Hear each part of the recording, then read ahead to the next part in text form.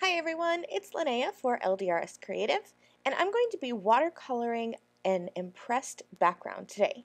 I'm going to be using the new Tulips Mix Background Impression Press and Foil Plate, and I'll be impressing that into my card, and then just finishing it off with a quick bit of stamping and die cutting using some new spring products from LDRS Creative. Now, before I start my card, I do want to remind you that this Tulips Mix background is an impression letterpress die. So you are going to need to use this with a specialized letterpress platform. I will be using the Better Press by Spellbinders. You don't want to use this with your standard cutting plates and a die cutting machine. You will damage your plates because these dies are thicker than your standard wafer thin dies. So I have this specialized platform, and I will be using that with my regular die cutting machine, but the key here really is the special platform. I have an LDRS Creative A2 cotton panel. These cotton panels are perfect for using these impression press and foil plates with because the fibers are spread far apart, which allow for a deep impression. Plus I'm going to be watercoloring, so I'm going to be able to do that with no bleeding, and the water is going to work perfectly with this cardstock. So I'm taping my cotton panel to the top plate of my Better Press platform. I have some rolled tape on the back and then some right on the corners, barely touching those corners so that you're not even really going to see the tape. And then I inked up that Tulips Mix background with some Raven Hybrid ink, which is the LDRS Creative black ink, and you can see how dark and crisp this background is. It is so difficult to see the impression on camera, but trust me, anywhere where you see that black ink is actually pressed down into the cardstock, and it has absolutely amazing texture.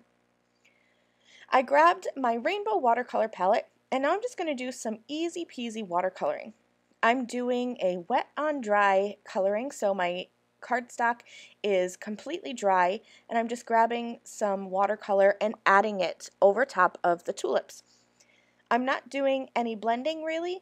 Because I'm going onto a dry piece of cardstock here, the paint is going to dry faster in some areas where I may have gotten less paint, and it'll dry slower where I've gotten more paint. So I will actually have some different depths of color without really having to put in any effort. Plus, all these lines that are already in the line art of the tulip background are going to add shading and dimension just from the original artistry of this press plate. I've chosen just a really simple color palette. I have a teal color that I used, a bright kind of in between a hot pink and like a magenta pink, and then I have this navy blue flower, and again just adding just a flat wash of color really, but because the image is pressed in, it's going to help move that water around and give me different areas of saturation. And I'm going to finish this up by grabbing my last color for my flower, which is going to be like an orangey color, and then I will add my green for the leaves and stems, and I'll set this panel aside to dry. It really doesn't take long because I'm not using a lot of water, so I set it aside for about 5 minutes or until the back of the panel felt completely dry. When you're watercoloring, a lot of times the back of your watercolor panel will feel cool, and when it feels warm again, you know that that water is all absorbed and dry. Now I'm going to just start building the rest of my card. Here's the floating squares die, and I'm going to pair that with the Simply Sentiment stamps and the Simply Word dies. I have stacked 3 of these floating square dies together, so I cut that 3 times, stacked them together, and glued them together. I did the same thing with the Love word die from the Simply Word dies, and then I stamped a sentiment and just trimmed that out into a little sentiment strip. I'm playing with my arrangement, and now that I have it down, I'm going to glue down that floating squares die. I have that hanging off the edge, so I'll turn my cardstock over, grab my scissors, and just trim off the excess that's hanging off the edge. I love that this floating squares die and the floating circles die that's also available. They're sized large, so you can have them overhang your card, or you can use them as a focal point.